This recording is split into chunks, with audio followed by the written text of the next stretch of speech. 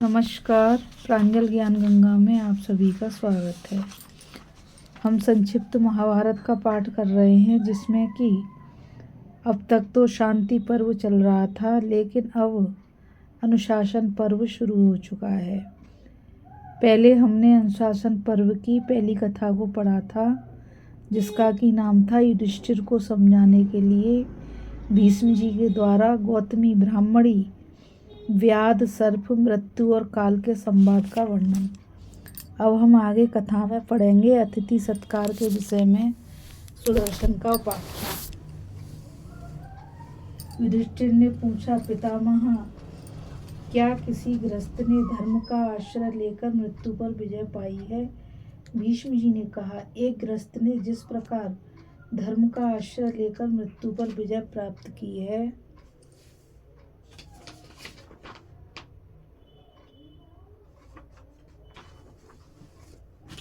उसके विषय में एक प्राचीन इतिहास का उदाहरण दिया जाता है। प्रजापति मनु के एक पुत्र हुआ, जिसका नाम था इक्ष्वाकु। राजा इक्ष्वाकु सूर्य के समान तेजस्वी थे। उन्होंने 100 पुत्रों को जन्म दिया। उनमें से 10वें पुत्र का नाम दशाश्व था, जो माहिष्मती नगरी में राज्य करता था। वह बड़ा ही धर्मात्मा और सत्य पराक्रमी था। उसका पुत्र भी बड़ा धर्मात्मा था। वह इस भूमंडल पर राजा मदिराश्व के नाम से प्रसिद्ध हुआ। मदिराश्व से द्युतिमानम का जन्म हुआ, जो महान तेजस्वी था। उसके विश्वविख्यात सुवीर नामक पुत्र हुआ। सुवीर से दुर्जय और दुर्जय से दुर्योधन का जन्म हुआ, जो अश्वनी कुमार के समान कांतिमानम था। वह समस्त राजर्षियों में श्रेष्ठ समझा जाता था। उसका पराक्रम इंद्र के समान था। वह संग्राम से कभी पीछे पैर नहीं हटाता था। उसके राज में इंद्र भली भांति वर्षा करते थे। उसका सारा राज्य और नगर नाना प्रकार के रत्न, पशु और धन धान्य से परिपूर्ण था। उसके राष्ट्र में कोई दीन, दुखी, रोगी या दुर्बल मनुष्य नहीं था। राजा दुर्योधन अत्यंत उदार, मृदुभाषी, किसी के दोष न देखने वाला, जितेंद्रिय, धर्मात्मा, कोमल स्वभाव वाला और पराक्रमी था। वह कभी अपनी झूठी प्रशंसा नहीं करता था। समय समय पर यज्ञों का अनुष्ठान करता, सत्य बोलता, दान देता और किसी का भी अपमान नहीं करता था। वह वेद वेदांगों का पारंगत विद्वान था।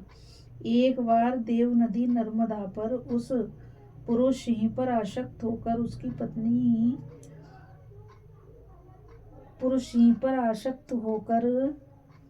एक बार देव नदी नर्मदा उस पुरुष सिंह पर आसक्त होकर उसकी पत्नी बन गई। दुर्योधन ने उसके गर्भ से एक कमल लोचना कन्या का जन्म हुआ, जिसका नाम था सुदर्शना। वह नाम के अनुसारी रूप में भी सुदर्शना थी।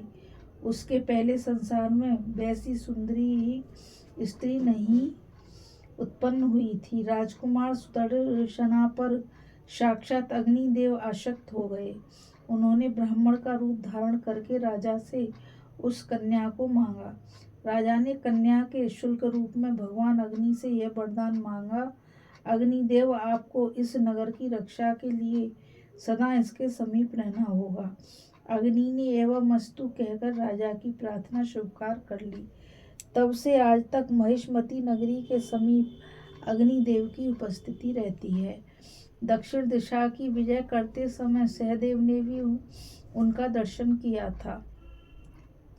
तदंतर राजा दुर्योधन ने कन्या को वस्त्र आभूषणों से विभूषित कर उसे अग्निदेव को समर्पित कर दिया, और अग्नि ने वैदिक विधि के अनुसार सुदर्शना को अपनी पत्नी बनाया। उसका रूप, स्वभाव, उत्तम कुल और उसकी सुंदरता की शोभा देखकर अग्निदेव बहुत प्रसन्न हुए, और उन्होंने उसके साथ विवाह किया। कुछ काल पश्चात उसके गर्भ से एक पुत्र हुआ, जिसका नाम सुदर्शन रखा गया। वह रूप में पूर्ण चंद्रमा के समान मनोहर था। उसे बचपन में ही सनातन पर ब्रह्म का ज्ञान हो गया था। उन दिनों राजा नृप के पितामह ओघवानम इस पृथ्वी पर राज्य करते थे। उनके ओघवती नाम वाली एक कन्या थी जो देव कन्या के समान सुंदरी थी। उन्होंने स्वयं आकर अपनी कन्या सुदर्शन को पत्नी रूप में प्रदान कर दी। सुदर्शन ओघवती के साथ कुरुक्षेत्र में रहकर गृहस्थ धर्म का पालन करने लगे। वे बड़े बुद्धिमान और तेजस्वी थे। उन्होंने यह प्रतिज्ञा कर ली कि मैं गृहस्थ रहकर भी मृत्यु को जीत लूंगा। एक दिन सुदर्शन ने अपनी पत्नी ओघवती से कहा, कल्याणी, तुम कभी किसी अतिथि की इच्छा के प्रतिकूल न करना। जिस जिस वस्तु से अतिथि को संतोष हो वह सदा उसे देती रहना। अपना शरीर दान करने का भी अवसर आ जाए तो मन में कभी अन्यथा विचार न करना, क्योंकि गृहस्थों के लिए अतिथि सेवा से बढ़कर दूसरा कोई धर्म नहीं है। यदि तुम्हें मेरा वचन मान्य हो तो तुम सदा इस बात को ध्यान रखना। यह सुनकर ओघवती ने दोनों हाथ जोड़कर मस्तिष्क में लगाकर कहा, प्राणनाथ, आपकी आज्ञा से कोई भी ऐसा कार्य नहीं है जो मैं ना कर सकूं। तत्पश्चात एक दिन अग्निपुत्र सुदर्शन यज्ञ की संविधा लाने के लिए बाहर गए हुए थे। उसी समय उनके घर पर एक ब्राह्मण अतिथि के रूप में आया और ओघवती से कहने लगा, सुंदरी, यदि तुम गृहस्थोचित धर्म का आदर करती हो तो मेरा सत्कार करो। ब्राह्मण के ऐसा कहने पर उस यशस्वी राजकन्या ने वेदोक्त विधि से उनका पूजन किया और आसन तथा पादय अग्रह आदि निवेदन करके पूछा, विप्रवर, आपको किस वस्तु की आवश्यकता है? आपकी सेवा में क्या भेंट करूं? ब्राह्मण ने कहा, कल्याणी, मुझे तुमसे ही काम है। यदि गृहस्थ धर्म को मान्य समझती हो तो अपना शरीर दान करके मेरा प्रिय कार्य करो। राजकन्या ने दूसरी कोई अविष्ट वस्तु मांगने के लिए ब्राह्मण से बहुत अनुरोध किया, किंतु उसने उसके शरीर के सिवा और कोई वस्तु नहीं मांगी। तब उसे अपने स्वामी की आज्ञा का स्मरण हो आया और उसने हाँ कहकर उस ब्राह्मण का कथन स्वीकार कर लिया। तदंतर ब्राह्मण ने ओघवती के साथ घर में प्रवेश किया।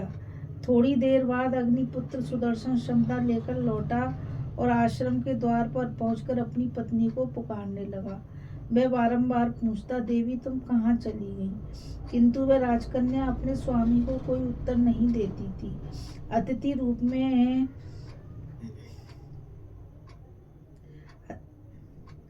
तब सुदर्शन फिर पुकार कर कहने लगा, मेरी साध्वी स्त्री कहाँ है? वह कहाँ चली गई? मेरी सेवा से बढ़कर कौन सा गुरुतर कार्य उस पर आ पड़ा? सदा सरल भाव से रहने और सत्य बोलने वाली मेरी पतिव्रता पत्नी आज पहले की तरह मुस्कुराती हुई आगे आकर मेरा स्वागत क्यों नहीं करती? यह सुनकर आश्रम के भीतर बैठे हुए ब्राह्मण ने जवाब दिया, अग्नि कुमार, तुम्हें मालूम होना चाहिए कि मैं ब्राह्मण हूँ। अतः अब तुम्हें जो उचित प्रतीत हो वह करो।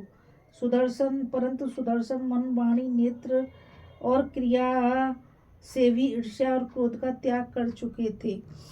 वे बोले कि सुदर्शन, इतना कहते ही चारों दिशाओं से आवाज आई, तुम्हारा कथन सत्य है, इसमें झूठ का लेश भी नहीं है। तत्पश्चात वह ब्राह्मण आश्रम से बाहर निकला और शिक्षा के अनुकूल स्वर से तीनों लोगों को प्रतिदिन करता हुआ धर्मात्मा सुदर्शन को संबोधित करके बोला, अग्नि कुमार, तुम्हारा कल्याण हो। मैं धर्म हूँ और तुम्हारे सत्य की प्रतिज्ञा लेने के लिए यहाँ आया हूँ। तुम में सत्य है यह जानकर मुझे बड़ी प्रसन्नता हुई। तुमने इस मृत्यु को, जो सदा तुम्हारा छिद्र ढूंढती हुई पीछे लगी रहती थी, जीत लिया है। तुम्हारे धैर्य से पराजित होकर मृत्यु तुम्हारे अधीन हो गई है। नरश्रेष्ठ, तुम्हारी स्त्री बड़ी पतिव्रता और साध्वी है। तीनों लोकों के भीतर किसी भी पुरुष में इतनी शक्ति नहीं कि वह इसकी ओर आंख उठाकर देख सके। यह अपने पातिव्रत्य के द्वारा तथा तुम्हारे गुणों से सदा सुरक्षित है। कोई भी इसका पराभव नहीं कर सकता। यह जो भी बात अपने मुंह से निकालेगी वह सत्य ही होगी, मिथ्या नहीं हो सकती। अपने तपोबल से युक्त वह ब्रह्मवादिनी स्त्री संसार को पवित्र करने के लिए अपने आधे शरीर से ओवती नामक श्रेष्ठ नदी होगी और आधे शरीर से तुम्हारी सेवा करती रहेगी। तुम भी इसके साथ अपनी तपस्या से प्राप्त हुए उन सनातन लोकों में गमन करोगे, जहाँ से फिर इस संसार में लौटना नहीं पड़ता। तुमने मृत्यु को जीत लिया है, इसलिए तुम इसी देह से उन सनातन लोकों में जाओगे। अपने पराक्रम से पंचभूतों को लांघकर तुम मन के समान वेगवान हो गए हो। इस गृहस्थ धर्म के ही आचरण से तुमने काम और क्रोध पर विजय पा ली है, तथा इस राजकुमारी ने भी तुम्हारी सेवा से आसक्ति, राग, आलस्य, मोह और द्रोह आदि दोषों को जीत लिया है। भीष्म जी कहते हैं, युधिष्ठिर तदंतर देवराज इंद्र भी उत्तम रथ लेकर सुदर्शन से मिलने आए। इस प्रकार उसने अतिथि सत्कार से मृत्यु, आत्मा, लोक, पंचभूत, बुद्धि, काल, मन, आकाश, काम और क्रोध को भी जीत लिया है। इसलिए तुम अपने मन में यह निश्चय समझो कि गृहस्थ पुरुष के लिए अतिथि से बढ़कर दूसरा कोई देवता नहीं है। यदि अतिथि पूजित होकर ही मन गृहस्थ के कल्याण का चिंतन करे तो उससे जो फल मिलता है उसकी 100 यज्ञों से भी तुलना नहीं हो सकती। ऐसा मनसी विद्वानों का कथन है। जो गृहस्थ सुपात्र और सुशील अतिथि के आने पर उसका सत्कार नहीं करता, वह अतिथि उस गृहस्थ को अपना पाप दे उसका पुण्य लेकर चला जाता है। बेटा, तुम्हारे प्रश्न के अनुसार पूर्व काल में एक गृहस्थ ने जिस प्रकार मृत्यु पर विजय पाई थी, वह उत्तम व्याख्यान मैंने तुमसे कहा। जो विद्वान प्रतिदिन सुदर्शन के इस चरित्र को कहकर सुनाता है, वह पुण्य लोगों को प्राप्त होता है। ये असाधारण पुरुषों के चरित्र हैं। साधारण पुरुषों को इनका अनुकरण नहीं करना चाहिए। इस कथा में बस इतना ही। अभी हम कथा में अतिथि सत्कार के विषय में सुदर्शन का उपाख्यान की कथा पढ़ रहे थे। अब हम आगे कथा में विश्वामित्र जी के जन्म की कथा और उनके पुत्रों के नाम पढ़ेंगे। इस कथा में बस इतना ही। मुझ गीता रावत को आगे आज्ञा दीजिए। कल फिर मिलेंगे एक नई कथा के साथ। और मैं आप सभी से यही कहना चाहती हूँ कि इस चैनल को ज़्यादा से ज़्यादा लाइक, शेयर और सब्सक्राइब कीजिए, ताकि यह अमूल्य ज्ञान अधिक से अधिक लोगों तक पहुँच सके। राधे राधे। जय श्री कृष्णा। नमस्कार।